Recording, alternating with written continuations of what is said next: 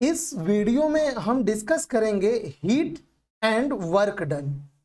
यानी हीट और जो वर्क होता है, जिसको हीट को हम लोग हिंदी में ऊष्मा कहते हैं और वर्क को हम लोग हिंदी में कार्य कहते हैं।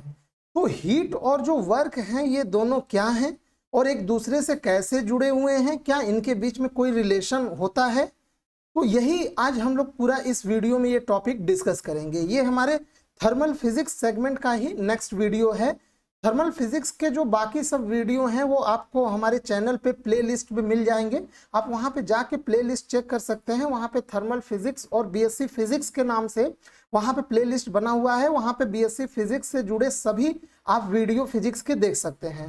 तो यहाँ पे हम लोग डिस्कस करते हैं इस टॉपिक में मेनली हम लोग ऊष्मा और कार्य और उनके बीच का जो रिलेशन होता है उसको हम लोग डिस्कस करेंगे। देखिए, ऊष्मा जो होता है, ऊष्मा हुआ चाहे कार्य हुआ, यानी हीट हुआ चाहे वर्क, दोनों ही एनर्जी का एक फॉर्म है, यानी दोनों ही ऊर्जा के एक प्रकार हैं। ठीक है, इसको इस तथ्य को सबसे पहले आप लोग दिमाग में बिठा लीजिए कि चाहे हीट हो चाहे वर्क हो, दोनों ही ऊर्जा का एक प्रकार है। तो फिर दोनों में कोई ना कोई तो अंतर थोड़ा बहुत होना चाहिए, तभी तो दो नाम दिया गया है। तो यहाँ पे देखिए, हीट जो होता है, हीट ऊर्जा का वह प्रकार होता है जिसमें ऊर्जा का स्थानांतरण जो होता है वो टेम्परेचर डिफरेंस के कारण होता है। यानी heat is a form of energy where energy transferred takes place due to temperature difference.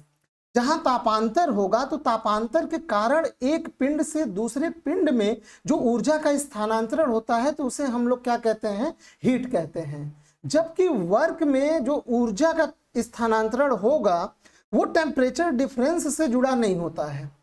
ठीक है, एक एग्जाम्पल के थ्रू समझते हैं। मान लीजिए यहाँ पे ये कोई धातु का एक पात्र है। अब इस धातु के एक पात्र में यहाँ पे मान लीजिए कोई पानी, यहाँ पे लिक्विड, मैं पानी ले लेता हूं, पानी भरा हुआ है।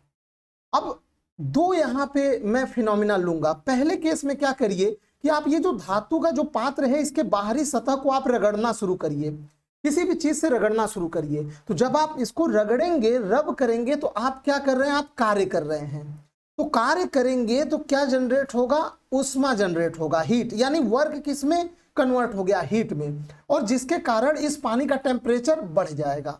ठीक है, पहले घटना में आपने वर्क को किस में कन्वर्ट किया, हीट में कन्वर्ट किया। कैसे, आप इस बीकर को आपने लगातार रब किया, रगड़ा, ये धातु का बीकर है, और या फिर इस पानी, ये जो पानी भरा है इस पानी को आप तेजी से घुमाइए। कहने का मतलब आप कुछ कार्य करिए। तो कार्य किसमें परिवर्तित हो गया, ऊष्मा में परिवर्तित हो गया, जिसके कारण इस पानी का तापमान बढ़ गया। तो यहाँ पे जो एनर्जी का ट्रांसफर हुआ है वो टेम्परेचर डिफरेंस के कारण नहीं हुआ है। यहाँ पे ये जो टेम्परेचर है, बीकर जहाँ पे आप कार्य कर रहे हैं और इस पानी का टेम्परेचर में कोई डिफरेंस नहीं था, बट आपने यहाँ पे कार्य किया तो कार्य के कारण ऊर्जा जनरेट हुआ। ऊर्जा जो है वो इस पानी का तापमान बढ़ा दिया। एक और सिनेरियो लीजिए कि अगेन वही धातु का एक पात्र है और उसमें यहाँ पे पानी भरा हुआ है और आपने एक गर्म लोहे का टुकड़ा लिया और इस गर्म लोहे के टुकड़े को आपने यहाँ पानी में डाल दिया। तो यहाँ पे क्या होगा, यहाँ पे भी इस पानी का तापमान बढ़ेगा, यानी ऊर्जा का स्थानांतरण होगा इस गर्म लोहे के टुकड़े से इस पानी में, और ऊर्जा का स्थानांतरण यानी ऊष्मा का स्थानांतरण हो गया और इस पानी का तापमान बढ़ जाएगा। इस केस में भी तापमान बढ़ा, लेकिन यहाँ पे जो ऊर्जा यानी एनर्जी का स्थानांतरण ट्रांसफर हो रहा है वो टेम्परेचर डिफरेंस के कारण हो रहा है। आपने कोई कार्य नहीं किया। ये जो लोहे का टुकड़ा है ये गर्म था, इसके टेम्परेचर और पानी के टेम्परेचर में डिफरेंस था, और इस टेम्परेचर में डिफरेंस के कारण इस गर्म लोहे के टुकड़े से ऊर्जा यानी ऊष्मा का स्थानांतरण पानी में हुआ, जिसके कारण पानी का तापमान बढ़ गया। और यहाँ पे आपने कार्य किया था, कार्य किया तो चूंकि कार्य भी ऊर्जा का एक रूप है तो यहाँ पे ऊर्जा का स्थानांतरण हुआ। ऊर्जा का स्थानांतरण होने से पानी का टेम्परेचर बढ़ गया। दोनों केस में पानी का टेम्परेचर बढ़ा। अब अगर दोनों बीकर को अगर किसी को दे दिया जाए और बोला जाए कि दोनों में जो टेम्परेचर बढ़ा है, जो ऊर्जा का स्थानांतरण हुआ है दोनों केस में, वो किस केस में कौन सा प्रोसेस अपनाया गया है, तो वो व्यक्ति कभी भी नहीं बता पाएगा। मतलब एक बार ऊर्जा का स्थानांतरण होने के बाद आप कभी नहीं बता पाएंगे कि ऊर्जा का स्थानांतरण यहाँ पे वर्क के कारण हुआ है कि यहाँ पे टेम्परेचर डिफरेंस के कारण हुआ है। ये आप कभी भी नहीं बता पाएंगे, इसमें डिफरेंशिएट नहीं कर पाएंगे। यही कारण है कि ऊर्जा और कार्य दोनों क्या है, एक दूसरे के इक्विवेलेंट है, समतुल्य हैं। ऊर्जा को कार्य में बदला जा सकता है और कार्य को ऊर्जा में बदला जा सकता है, ठीक है। हालांकि इस पे एक कंडीशन है, कुछ कंडीशंस है, वो कंडीशंस हम लोग आगे डिस्कस करेंगे। फिलहाल यहां मोटे तौर पे आप ये याद रखिए कि कार्य और जो ऊष्मा है दोनों ही एनर्जी यानी ऊर्जा का एक रूप है, ठीक है। और ऊष्मा को कार्य में बदला जा सकता है और कार्य को ऊष्मा में बदला जा सकता है कुछ कंडीशंस के अनुसार। उसमें सेकंड लॉ ऑफ थर्मोडायनेमिक्स को ध्यान में रखना होता है, इसको मैं आगे डिस्कस करूंगा। तो यहां पे मैंने बोला कि ऊष्मा और कार्य दोनों क्या हैं, एक दूसरे के समतुल्य हैं, इक्विवेलेंट है और दोनों ऊर्जा का ही रूप है और आपस में इनको बदला जा सकता है। तो बदलने का कोई नियम होना चाहिए, कोई फॉर्मूला होना चाहिए, वही फॉर्मूला हम लोग आगे डिस्कस करेंगे, ठीक है ना। तो आगे बढ़ते हैं, थोड़ा सा हम लोग नोट्स मेकिंग का भी पार्ट देख लेते हैं। तो यहाँ पे आप देखते चलिए, यहाँ पे नोट्स मेकिंग का भी पार्ट हम लोग देखते चलेंगे। तो सबसे पहले यहाँ पे एक चीज याद रखेंगे कि आप लोग कि जो हीट है वो भी एक फॉर्म ऑफ एनर्जी है, यानी ऊर्जा का ही एक रूप है, और जो वर्क होता है, कार्य होता है, वो भी एक ऊर्जा का रूप है, ठीक है। आगे देखते हैं, heat is a form of energy which is transferred from one body to other because of temperature difference। यही मैंने बताया कि ऊष्मा ऊर्जा का ही एक रूप है जो एक पिंड से दूसरे पिंड की ओर तापांतर के कारण स्थानांतरित होता है, ठीक है। जबकि यहां पे देखिए, work is a form of energy which is transmitted या transferred from one system to another in such a way that difference of temperature is not directly involved।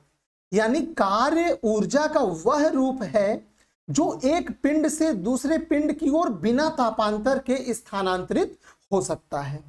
Clear हो गया होगा मेरे ख्याल से। आगे बढ़ते हैं और कुछ पॉइंट्स देखते हैं और वहां पे भी मैं और चीजों को समझाता जाऊंगा। यहां पे देखिए, जो work and heat both are a form of energy, जैसा कि मैं बार बार बता रहा हूं कि कार्य और ऊष्मा दोनों ही ऊर्जा के क्या है, एक प्रकार है। आगे बढ़ते हैं, work can be converted into heat and heat can also be converted into work. यानी कार्य को ऊष्मा में बदला जा सकता है और ऊष्मा को कार्य में भी बदला जा सकता है। जैसे एक एग्जांपल तो मैंने आपको बताया, एक और एग्जांपल बताता हूं। जैसे कार्य को ऊष्मा में बदलने का एग्जांपल, आप दोनों हाथों को आपस में रगड़िए, अपने दोनों हाथों को आप आपस में रगड़ेंगे तो आप कार्य कर रहे हैं। तो आप देखेंगे कि कुछ देर बाद आपका हाथ क्या हो जाता है, गर्म हो जाता है, क्योंकि ऊष्मा जनरेट होता है। यानी आपने कार्य को किस में बदला, ऊष्मा में बदला। और इसका उल्टा, ऊष्मा को भी कार्य में बदला जा सकता है, बिल्कुल बदला जा सकता है। यह बात अलग है कि सभी प्रकार की ऊष्मा को कार्य में नहीं बदल सकते हैं, लेकिन ऊष्मा को भी कार्य में बदल सकते हैं। इसका सबसे अच्छा एग्जांपल है हीट इंजन।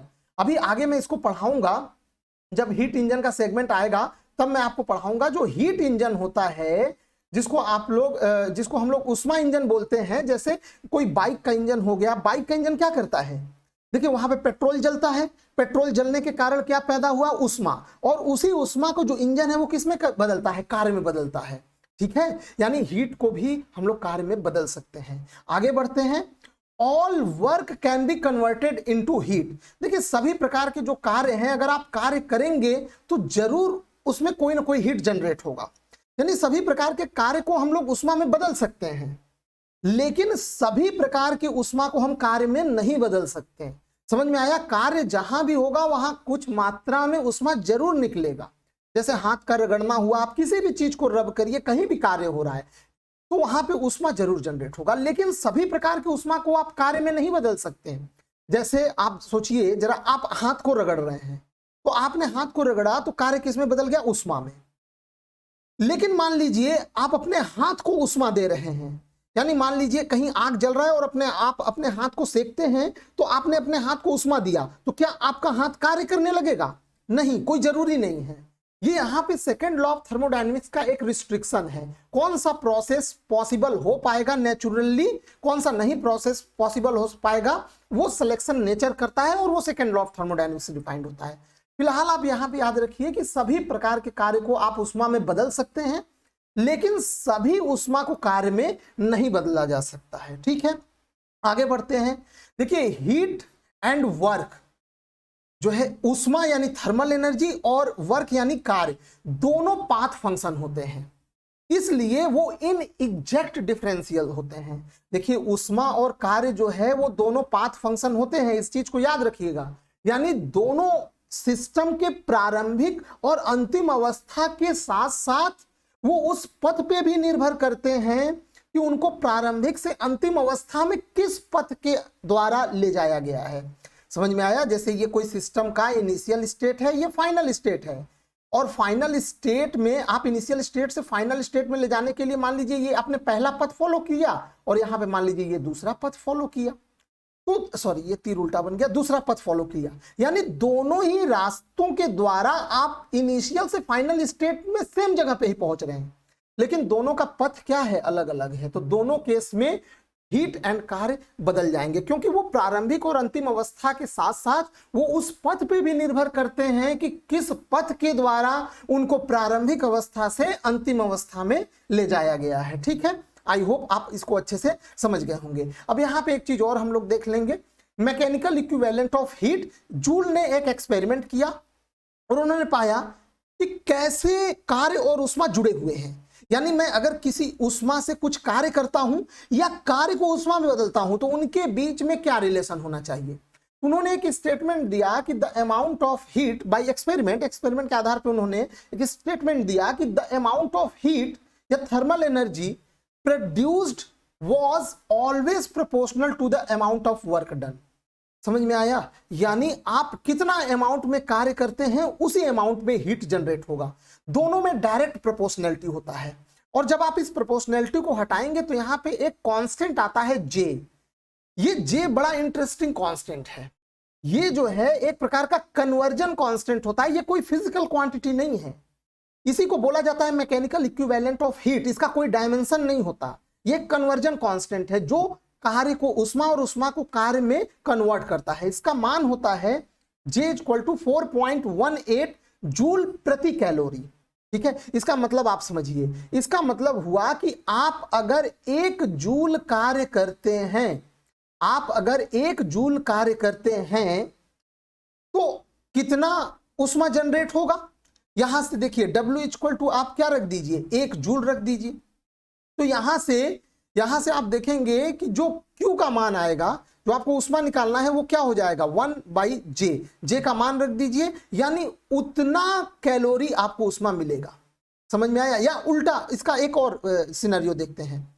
मान लीजिए आपने 1 कैलोरी ऊष्मा को पूरी तरह से कार्य में बदल दिया, पूरी तरह से, तो कितना कार्य मिलेगा।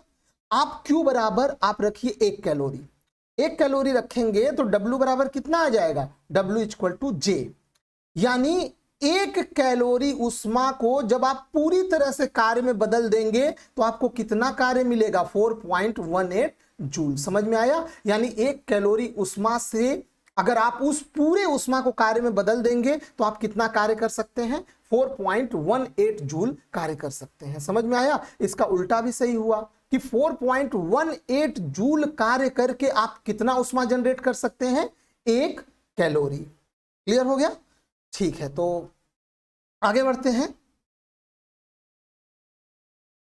यहां पे ध्यान देंगे, ये यहीं पे मैंने ये यहां पे हालांकि मेंशन किया है कि जे जो है कोई फिजिकल क्वांटिटी नहीं होता है, it is a conversion factor. ये कन्वर्जन फैक्टर होता है जो कार्य और ऊष्मा के बीच में रिलेशन देता है, कन्वर्जन रिलेशन बताता है। ये डायमेंशनलेस कांस्टेंट है जिसे हम लोग मैकेनिकल इक्विवेलेंट ऑफ हीट कहते हैं। तो ये हमारा टॉपिक था जिसमें मैंने वर्क एंड हीट के बारे में आप लोगों को समझाया। आई होप आपको वीडियो काफ़ी अच्छे से समझ में आया होगा। वीडियो देखने के लिए आपका बहुत बहुत शुक्रिया। ऐसे ही आप फिजिक्स रिलेटेड कंटेंट पाने के लिए हायर क्लासेस, इसमें इंटर से लेके बीएससी एमएससी सभी क्लासेस धीरे धीरे शुरू की जाएंगी। अभी हम लोग मेनली बीएससी के क्लासेस कवर कर रहे हैं, तो आप हमारे प्लीज़ चैनल को सब्सक्राइब कर लीजिए। वीडियो देखने के लिए आपका फिर से तहे दिल से शुक्रिया।